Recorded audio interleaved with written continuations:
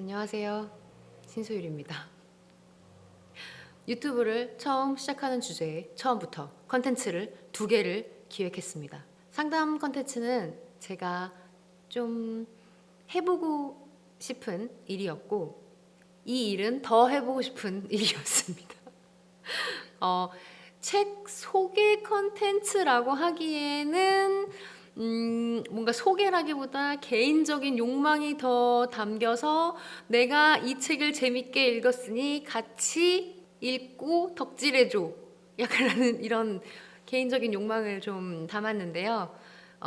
책 선정은 전적으로 그냥 저의 개인적인 취향 혹은 바로 요 전에 소개됐던 사연들에서 생각났던 책들이 있으면 그 책을 소개해드리는 시간이 될 수도 있고요. 제가 기대되는 신작, 아직 읽지 않은 신작인데 어떤 광고 문구나 어떤 내용적인 그런 줄거리만으로도 너무 읽고 싶었다 하는 책들을 먼저 소개해드리고 나중에 그 책에 대해 또 리뷰를 하는 시간이 있을지도 모르겠지만, 저희가 처음에 슈리라는 이름을 짓게 된 게 우리가 지나온 자리, 여정, 궤적 혹은 그 지나온 자리에 남긴 흔적, 그 흔적들 사이에 사실 뭐 상처가 되든 흔적이 되든 궤적이 되든 남아있을 수 있는 것들이 있고, 그 남아있는 자리가 구멍이 될 수도 있고, 뭐 이런 설명을 드렸잖아요.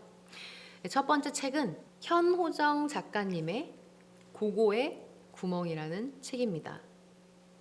소설입니다.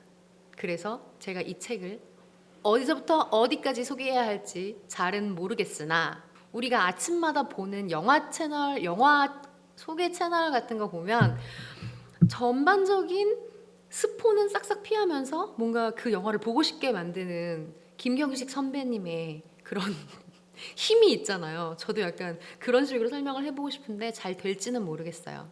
일단 이 책은 장르로 따지자면 살짝의 판타지를 가미한 책인데, 저는 어느 정도 현실과 맞닿은 부분들이 있는 내용이라고 생각을 해요. 근데 전반적인 내용은 어떤 작은 세계관을 만들어낸 그런 소설입니다. 조금 내용을 설명을 해드리자면, 물론 이 설명은 소설을 읽으시는데 전혀 뭐 다른 지장이 없게끔 아주 조금만 설명을 해드리자면, 어떤 마을이 있어요. 그 마을은 모두가 짝을 지어서 태어나요. 뭐 쌍둥이가 되기도 하고 새쌍둥이가 되기도 하고 넷쌍둥이가 되기도 하고, 그렇게 모두 짝을 지어 사는 마을에 홀로 태어난 고고라는 주인공의 이야기입니다.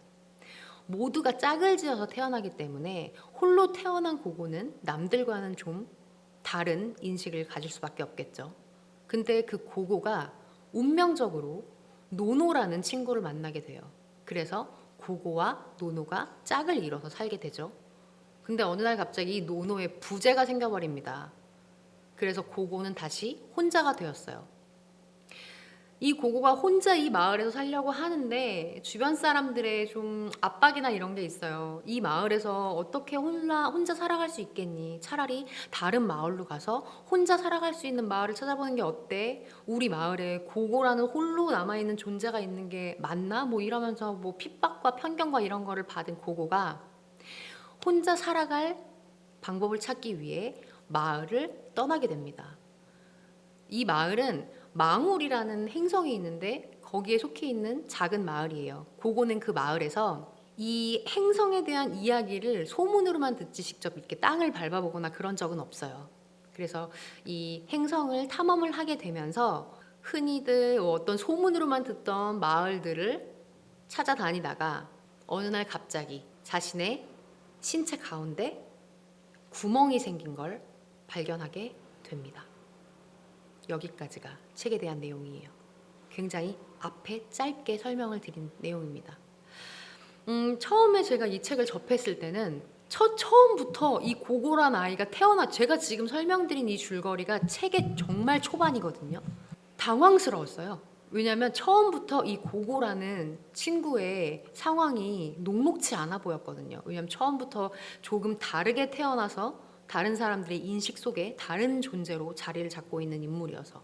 근데 저는 이렇게 외로이 홀로 떠돌 수밖에 없는 운명에 처해진 것 같은 고고에게 몸에 구멍이 뚫려버리는 또 다른 결핍이 생겨난 시점부터 이 책에 좀 빠져들게 됐는데요.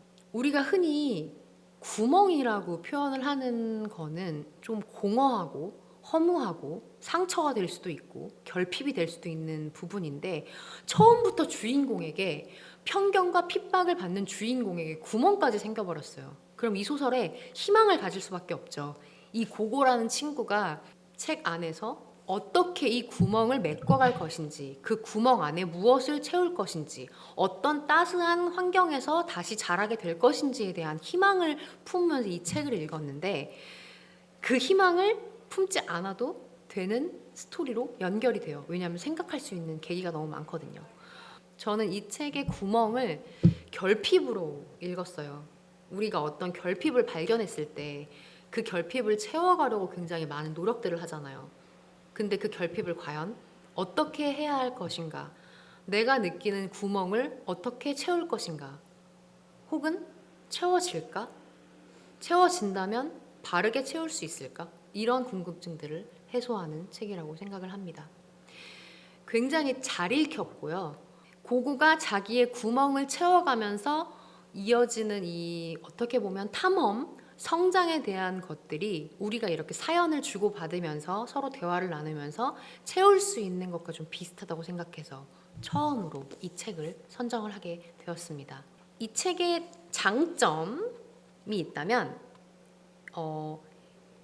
보통 우리가 장편 소설을 읽을 때 쉽게 딱 뛰어들지 못하는 게, 한 번 읽으면 앉은 자리에서 굉장히 집중을 해서 꾸준히 읽어야겠다는 생각을 하곤 하잖아요. 근데 이렇게 장이 좀 짧아요. 이게 1장 이렇게 있는데 2장까지 가는데 얼마 걸리지 않습니다.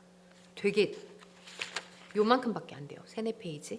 이 장들이 길지가 않아요. 그래서 어떤 느낌이냐면, 어떤 소설을 읽겠다고 앉은 자리에서 진득하게 앉아서 엄청나게 많은 시간을 할애하지 않더라도 우리가 쇼폼 드라마를 보거나 짧은 미니 시리즈를 보는 것처럼 한 편을 읽고 덮었다가 뭔가 다음 편을 기대하면서 연결을 해나갈 수 있어요. 아침에 한 편 읽고 점심에 한 편 읽고 저녁에 한 편 읽고 이렇게 연결을 해나갈 수 있기도 하고, 궁금하면 조금 더 읽긴 하지만 다음 장이 궁금해서 더 읽다가 막 자는 시간을 놓치거나 뭐 이럴 수 있는 그런 책은 아니라는 것입니다. 처음에 어떻게 책을 시작해야 할까, 독서를 하지 않으시는 분들이더라도 조금 쉽게 읽힐 수 있는 책이었어요. 그리고 책의 내용이 엄청난 집중력을 요하지도 않더라도 어느 정도 마음으로 좀 이해가 될 수 있는 책이라고 해야 할까요?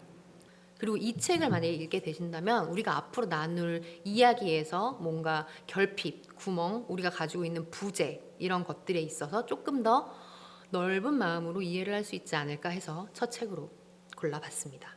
저는 소설은 읽으면서 내가 좋아하는 문장을 찾는 재미가 있고, 그 문장을 딱 만났을 때 오는 감동이나 감흥이 좀 큰 사람이기 때문에 제가 감명 깊었던 문장이나 이런 것들을 여러분한테 소개시켜 드리기에는 이 소설을 읽으면서 여러분이 받을 감동을 조금 저해야 하는 것 같아서 책의 앞장에서 제가 좀 이 책을 집중할 수 있었던 구절 한 부분만 읽어드리면서 이 책에 대한 기대감을 좀 높여볼까 합니다. 고고는 노노가 가르쳐 주었던 모질고 고약한 욕설들을 하나하나 짚어보다 자기도 몰래 아주 잠깐 울음을 터뜨렸다.